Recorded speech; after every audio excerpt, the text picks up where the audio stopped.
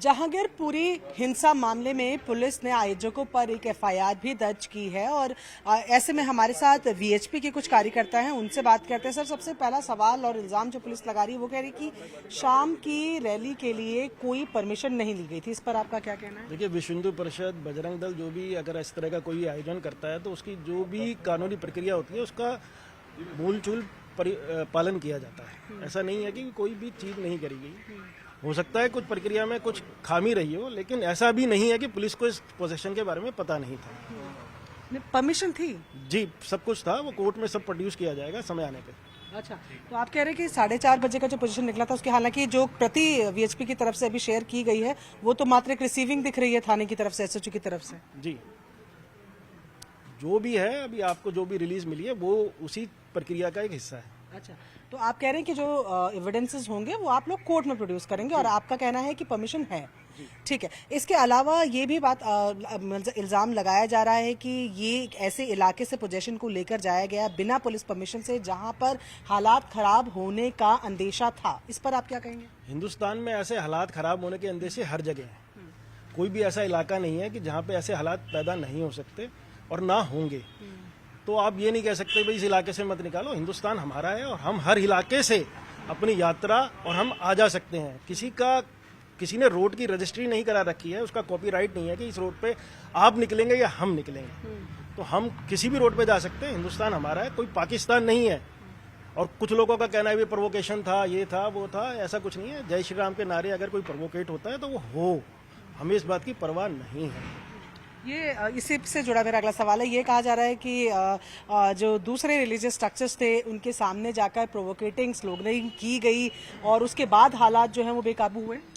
देखिए, ऐसा कुछ नहीं है। उसमें 3 प्रोसेशन, ये तीसरा प्रोसेशन था।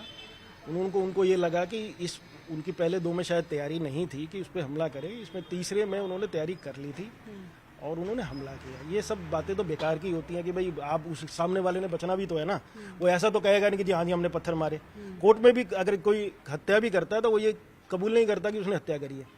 तो ये मामले सिर्फ उसी का कानूनी प्रक्रिया के तहत इल्जाम लगाए जा रहे हैं। उसमें एक प्रक्रिया के तहत जो है ये दंगाई जो लोग होते हैं इनका एक सेट पैटर्न होता है कि इसमें जब हमला कराया जाता है तो एक उनकी ब्रिगेड होती है जो हमला करती है, महिलाएं छत पे खड़ी रहती है जो पत्थरबाजी करती हैं, और उसमें एक लूट की ब्रिगेड होती है जिसमें छोटे छोटे बच्चे होते हैं और वो लूटते हैं। ऐसा ही हर जगह ये पैटर्न देखा गया। ठीक है, तो आप उस पोजीशन में शामिल थे? मैं उस पोजीशन में आधे रास्ते तक था, उसके बाद मैं अपना घर चला गया था। लेकिन बाद में मेरे को पता चला कि भाई ऐसा कुछ हो गया, तो फिर मैं क्योंकि मेरी वाइफ भी मेरे साथ थी, मैं उनको घर छोड़ के फिर वापसी फिर मैं वहाँ गया था। जब आप पहुंचे तो आपने क्या हालात देखे? मैंने हालत देखे, वहाँ पे पत्थरबाजी हो चुकी थी और सारा मतलब भीड़ अभी थी वहाँ पे, थोड़ा थोड़ा पत्थरबाजी चल रही थी। लोग, जो हिंदू समाज था, बड़ा भयकरंत था क्योंकि उनके पास कोई लाइन ऑफ डिफेंस ही नहीं था, क्योंकि उनकी कोई तैयारी ही नहीं थी। वो उनके जो क्षेत्र है उसमें करीबन 500-700 मीटर में आकर उन्होंने तोड़फोड़ भी करी, आगजनी भी करी, गाड़ियाँ भी तोड़ी और लूटमार भी करी। तो ये बताइए कि आप पुलिस पोजीशन के साथ साथ चल रही थी? देखिए, अगर पुलिस ना होती तो इसमें आपको कम से कम 5 से 6 कैजुअलिटी मिलती या गंभीर रूप से कुछ घायल लोग मिलते हैं आपको, क्योंकि बड़े कातिलाना ढंग से उस पर हमला किया गया था और कुछ लोगों के गले पे वार किया गया। तो पुलिस वालों ने बहुत, जितने भी वो 7-8 लोग थे, मैं उनको धन्यवाद देना चाहता हूँ। वो उनको प्रशासन से कहूँगा कि क्योंकि उनके पास डंडे भी नहीं थे और उन्होंने बड़े समझदारी से उस चीज़ को रोका और वो खुद बीच में आए जब भी वो इतने बड़ी संख्या में घायल हुए हैं। दिल्ली पुलिस के जवानों ने बहुत ही मुस्तैदी से वहाँ पर नहीं तो इसका अंजाम और ज़्यादा हो सकता था और हमला सुनियोजित था और बहुत तरीके से किया गया था। अच्छा, तो दिल्ली पुलिस ने ही लेकिन आयोजकों के खिलाफ एफआईआर भी दर्ज की है, जिनको आप कह रहे हैं कि वो एक ड्यू कानूनी प्रक्रिया होती है। आयोजक के खिलाफ अगर ऐसा कुछ मामला होता है तो एक केस तो दर्ज होता ही है। तो उसको इतना बड़ा मुद्दा नहीं है कि उनके खिलाफ ये हुआ। ये एक प्रक्रिया है, ये प्रक्रिया में होता ही है। जब भी कुछ ऐसा होता है तो अगर आप मान लीजिए किसी ने टेंट लगाया, उसमें आग लग जाती है, तो जो जिनका काम है उनके खिलाफ एफआईआर दर्ज होती है नेग्लिजेंस की। तो वो है कि एक तरह से मैटर यही है और कुछ इतना बड़ा मैटर नहीं है कि आप पोजीशन में थे? नहीं, आप भी नहीं थे।